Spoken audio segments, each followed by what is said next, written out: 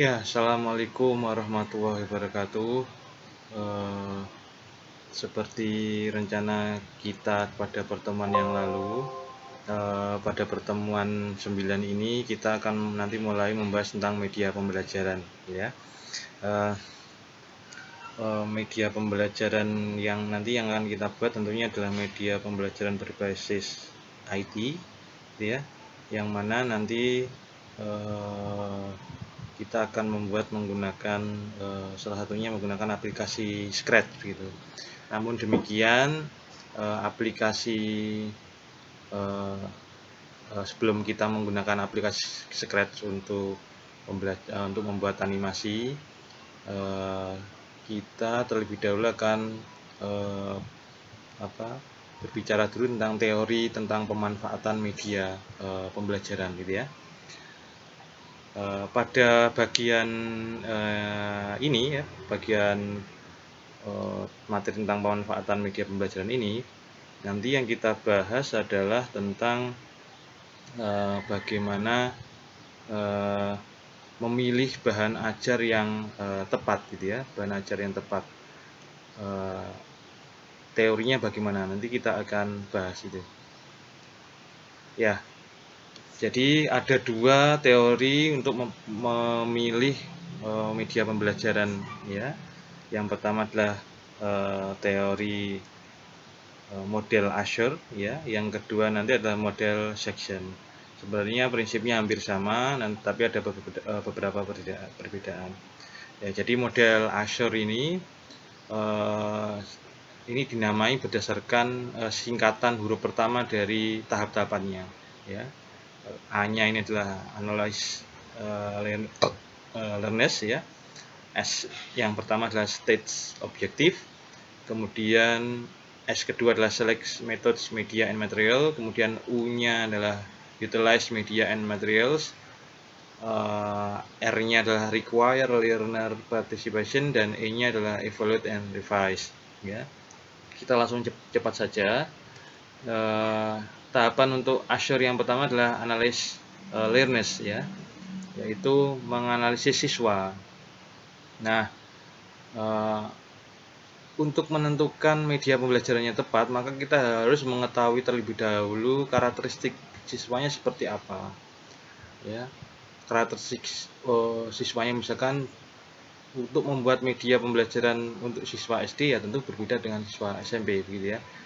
Nah, karena apa? Karena karakteristik siswanya itu berbeda. Ya, dalam hal usia, kematangan gitu itu berbeda. Itu harus diperhatikan.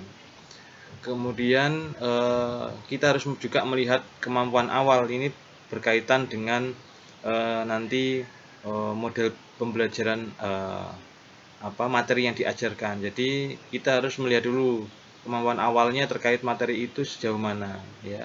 Prasyarat materi yang harus dipahami siswa terkait materi itu bagaimana, sudah cukup atau belum. Nah, ini harus menjadi pertimbangan kita. Yang ketiga adalah gaya belajar siswa ya, yang kita ajar itu gaya belajarnya bagaimana. Kalau gaya belajarnya misalkan lebih cenderung ke visual gitu ya, maka ya kita harus lebih menonjolkan bagian-bagian yang visual ya, bagian media yang visualnya gitu. Begitu juga sebaliknya, kalau siswanya gaya belajarnya cenderungnya adalah audio ya, kita cenderungnya membuat media pembelajaran yang lebih menekankan pada audio gitu ya. Kemudian langkah selanjutnya adalah state objektif atau perumusan tujuan. Nah, pada bagian ini ya, langkah kita itu adalah yang pertama adalah menetapkan ABCD. Nah, saya kira ini sudah diajarkan ya pada mata kuliah PPI ya, perencanaan pembelajaran IPA. Saya singgung sedikit saja ya, singkat saja. Untuk menetapkan tujuan, yang pertama harus memperhatikan audiensnya ya. Dalam tujuan itu siswa harus melakukan apa ya, harus melakukan apa untuk mencapai tujuan apa. Nah, itu yang pertama itu fokus pada apa yang dikerjakan siswanya ya. Kemudian yang kedua adalah behavior, ya. Ini mendeskripsikan kemampuan baru yang harus dimiliki pembelajar setelah melalui proses pembelajaran. Jadi kalau di A ini adalah dia harus melakukan apa, ya. Yang B ini adalah harus melakukan apa, yang B untuk mendapatkan apa, ya, untuk mendapatkan apa. Misalkan pada A ini audiensnya adalah dia fokusnya adalah siswa melaksanakan praktikum, ya. Diharapkan apa? Diharapkan di sini adalah misalkan untuk supaya memiliki kemampuan ilmiah yang baik, gitu. Nah, gitu ya. Kemudian yang C adalah kondisi, ya, kondisi pada saat performance sedang diukur, ya, kondisinya seperti apa. Nah, itu harus dituliskan di situ. Kemudian yang D adalah degree, derajat atau kriteria yang menjadi dasar pengukuran tingkat keberhasilan, ya. Misalkan untuk kognitif, gitu ya, untuk ranah kognitif dia misalkan hanya dirumuskan sampai pada memahami, gitu ya. Nah, maka derajatnya adalah sampai pada derajat memahami, tidak sampai mengaplikasikan atau bahkan ya tentu saja tidak sampai ya untuk misalkan sampai mengkreasikan begitu. Nah, merumuskan tujuan, rumus ABCD ini harus ada dalam tujuan, ya, harus ada dalam tujuan. Kemudian untuk merumuskan tujuan yang selanjutnya adalah mengklasifikasikan tujuan, ya. Ranah pembelajarannya ini, ranah capaian pembelajarannya masuk mana? Masuk kognitif, afektif, atau psikomotor, ya, atau bahkan interpersonal. Nah, ini harus ditetapkan, ya, ini harus disesuaikan dengan KIKD-nya.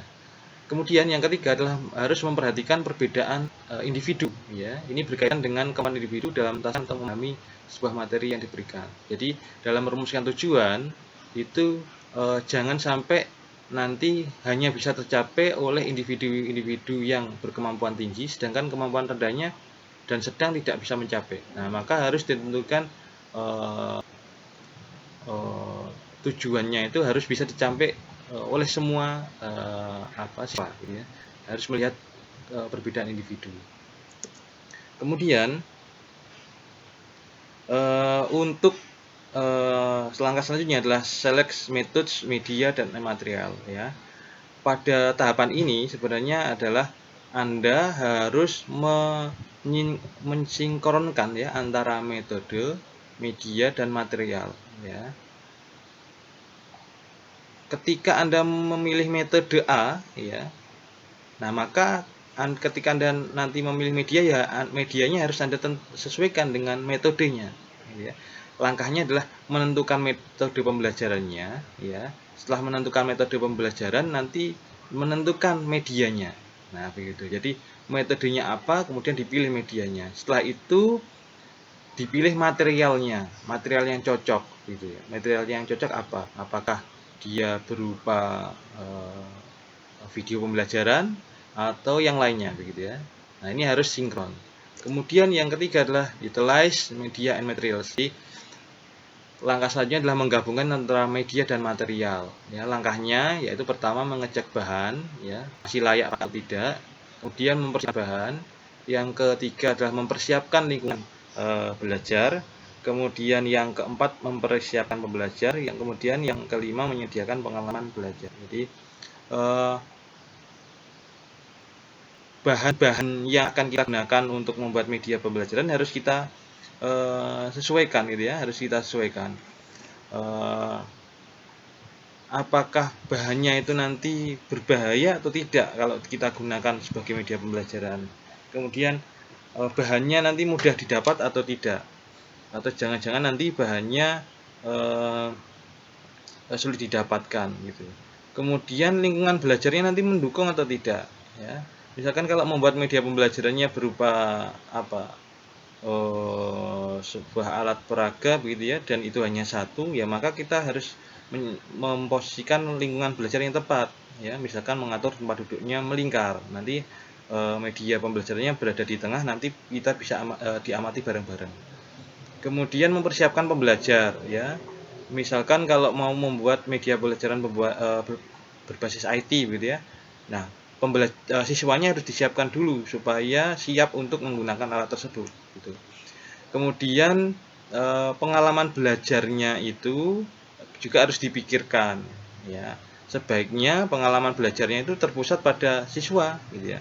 Media pembelajaran itu harus berpusat pada siswa ya. Jadi yang mengoperasikan siswa ya, sehingga pengalaman belajarnya ya yang memiliki siswa bukan gurunya gitu ya.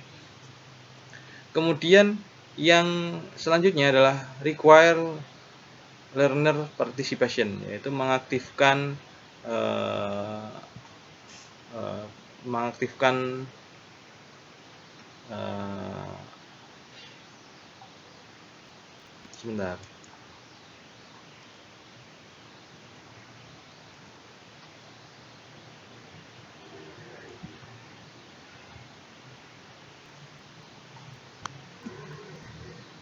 Mengaktifkan pembelajar ya. Jadi mengaktifkan pembelajar.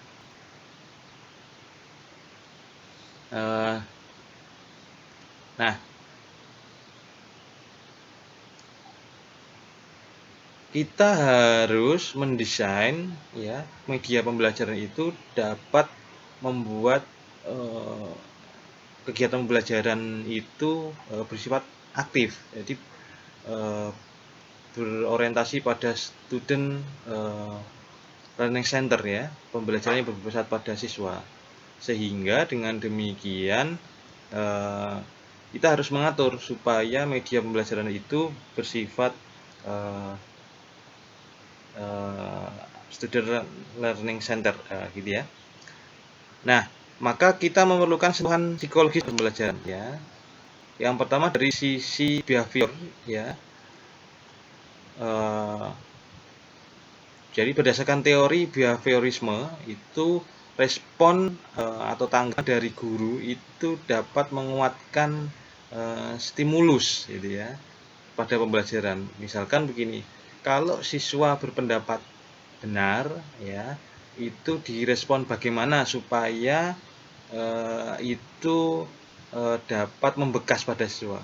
Kemudian ketika siswa itu menyampaikan pendapat yang salah, itu harus diberikan stimulus yang seperti apa supaya siswanya itu tidak kapok gitu ya memberikan pendapat. Nah, ini perlu kita pikirkan. Kemudian dari teori kognitif ya, itu informasi yang diterima pembelajar dapat memperkaya skema mentalnya, sehingga kita harus memperhatikan ya bahwa media pembelajaran itu harus dapat membuat siswa mengingat kembali tentang apa yang sudah dipelajari sehingga dapat dikaitkan dengan materi yang akan dipelajari. Ya, itu harus seperti itu. Kemudian selanjutnya teori konstruktivisme ya. Ini berpendapat bahwa pengetahuan bertahan lama jika mereka mengalami langsung aktivitas dalam proses pembelajaran ya. Sehingga media yang pembelajaran yang kita buat nanti itu berorientasi untuk mengaktifkan aktivitas belajar siswa. Kemudian yang ketiga, sosial. Dari teori sosial kita nanti harus merancang bagaimana memberikan feedback atau tanggapan supaya dapat mensupport dapat mensupport emosional dari siswa tersebut ya. Karena feedback atau tanggapan yang diberikan pengajar ya atau teman itu dalam proses pembelajaran dapat dijadikan sebagai ajang untuk mengoreksi segala informasi yang telah diterima dan juga sebagai secara emosional gitu. Kemudian yang terakhir, evaluate and review ya. Langkah terakhir dalam model Azure ini adalah mengevaluasi dan mereview ya, apakah media pembelajaran yang kita buat tersebut sesuai untuk mencapai tujuan pembelajaran ya. Ya, biasanya ini dengan cara memberikan tes ya, memberikan tes formatif begitu. Nah, ini adalah langkah model pemilihan pembelajaran ya, media pembelajaran dengan model Azure. Yang selanjutnya adalah untuk model section, ya. Sekali lagi saya sampaikan bahwa modelnya ini hampir sama, ya. Ya, hanya section lebih lengkap gitu ya. Langkah yang pertama sama ya, menganalisis siswa, kondisi siswa, karakteristik siswa. Kemudian yang kedua adalah menetapkan tujuan, sama juga ya, sama seperti tadi. Ini adalah kita harus memperhatikan waktu dan biaya yang dibutuhkan untuk membuat media tersebut, ya. Jangan sampai biayanya terlalu mahal gitu. Nah, kemudian yang keempat, ya, ini adalah menggabungkan antara media dan strategi pembelajaran, ya. Media yang dibuat harus cocok atau sesuai dengan strategi pembelajaran yang ditentukan, jangan sampai berbeda, ya. Kemudian yang kelima adalah tentang kita harus pikirkan tentang interaksi antar siswa, ya, interaksi antar siswa. Selanjutnya yang keenam,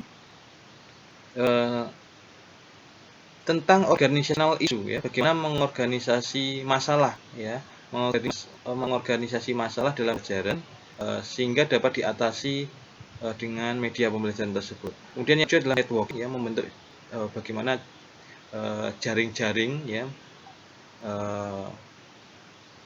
ini khususnya untuk media IT, ya, bagaimana media tersebut dapat membentuk jaring-jaring dengan sumber-sumber lain, ya. Kemudian yang kedelapan adalah security and privacy, ya. Ini menyangkut pada keamanan, ya, dan privasi dari pengguna. Ini cenderungnya untuk media IT, ya. Bagaimana nanti media yang digunakan aman atau tidak. Jangan-jangan media yang digunakan itu dia mencuri data dari device yang digunakan gitu. Nah, ini sekilas tentang model pemilihan media pembelajaran, ya. Nanti kalau ada pertanyaan kita berdiskusi untuk sementara ini kita nanti dapat berdiskusi di WA gitu ya. Untuk sementara ini dulu, nanti kita akan lanjutkan masuk pada penggunaan aplikasi Scratch untuk membuat simulasi, ya. Assalamualaikum warahmatullahi wabarakatuh.